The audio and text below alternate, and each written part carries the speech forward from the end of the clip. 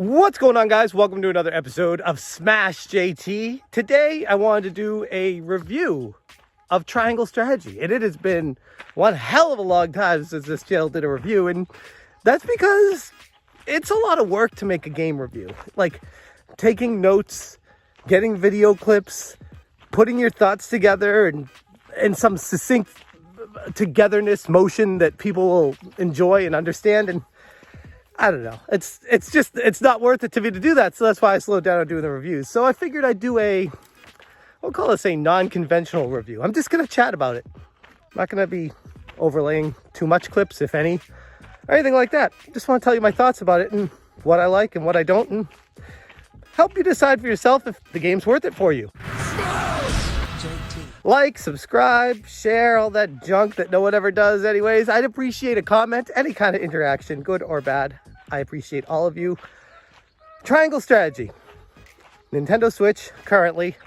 Although if it follows Octopath Traveler, it will be multi-platform eventually.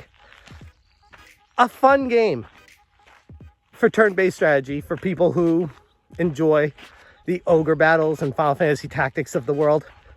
This falls directly in line with those types of games. Final Fantasy Tactics is one of my favorite games of all time, but interestingly enough, I didn't like it the first time I played it. That's because I expected it to be more along the lines of like a Final Fantasy RPG, JRPG, and I didn't really comprehend the whole turn-based aspect of games. And that's neither here nor there. I just wanted to give some sort of background for people that are completely clueless when it comes to what a tactics game is, to hopefully have a clear mindset entering it and giving it a fair chance. Tactic games are more along the lines of a chess game, if you will, with lots of RPG elements, and it's fantastic if done right.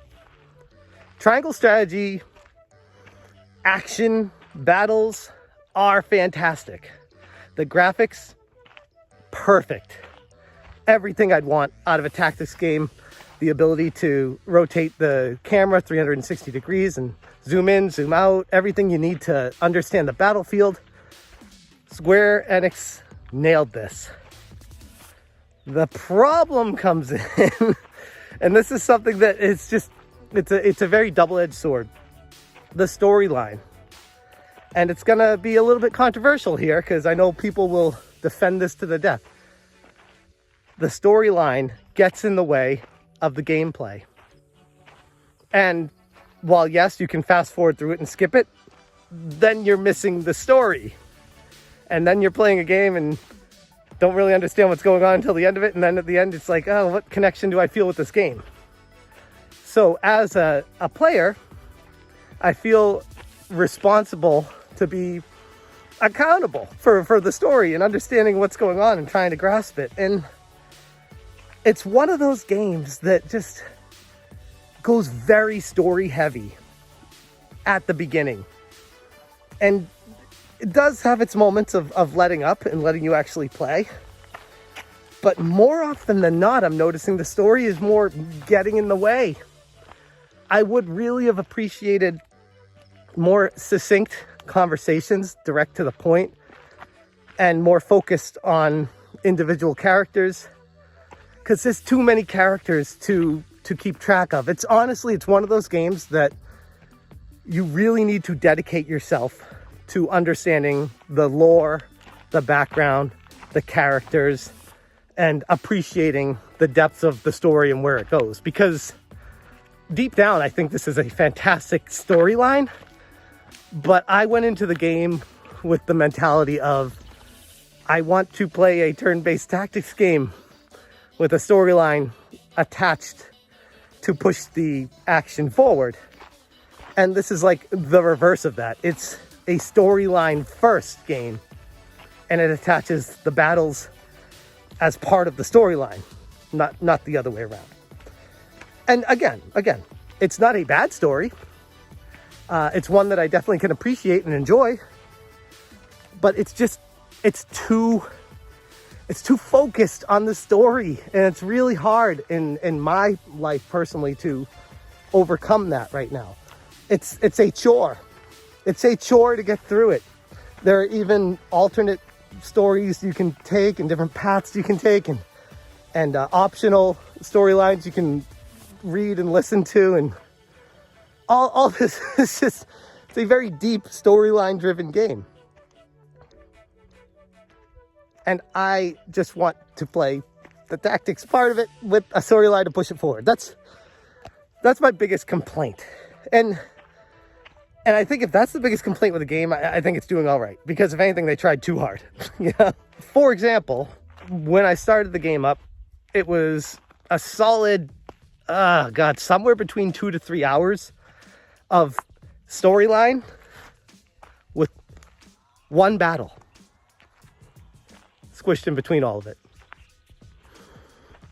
It's like watching a movie, a 2D, good graphic for 2D movie. So just know what you're getting yourself into going into it. And last night, for example, I'm about, I'd say 12 hours into it. I'm playing it on hard mode because I love the challenge of turn-based strategy games. And last night, I play it typically before I go to sleep. And the night before I finished the battle, last night I was like, okay, here we go. How much storyline I got? Played it for 2 more hours last night. Did not have a battle.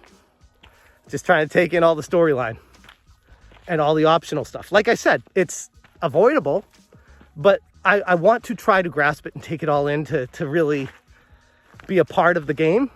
It's just, I feel like they could have been a little bit more succinct with the storyline and get to the point a little bit faster. That's all.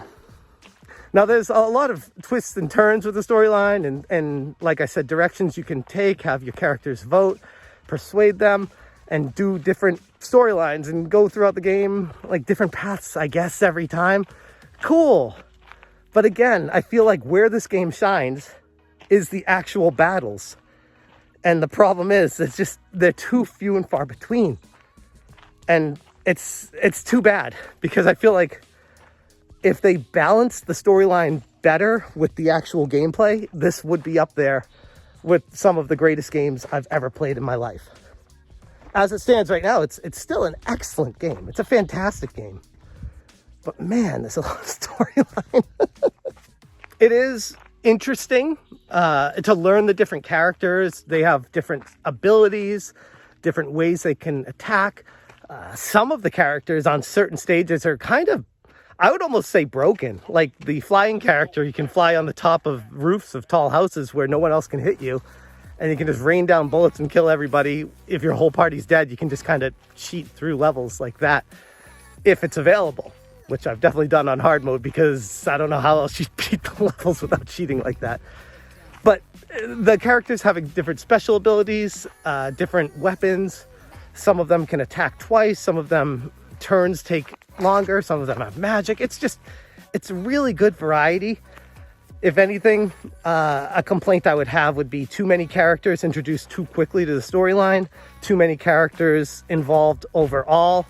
I would have appreciated a much tighter cast and slowly integrating them into the party instead of just kind of throwing a bunch at once at you and then getting a whole bunch more on top of that, and then optional characters on top of that.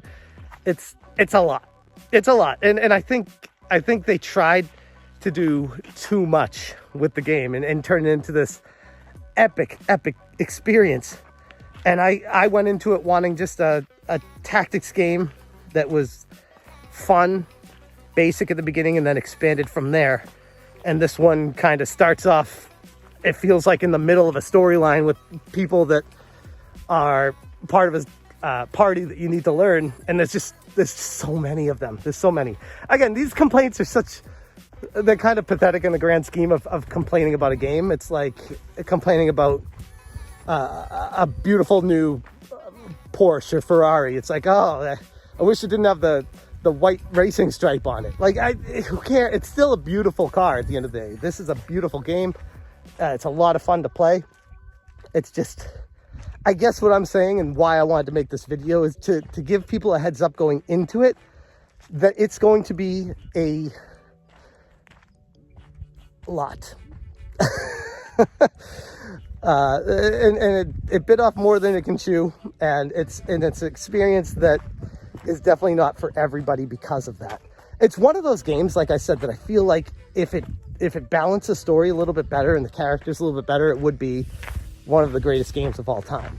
So that's pretty high praise.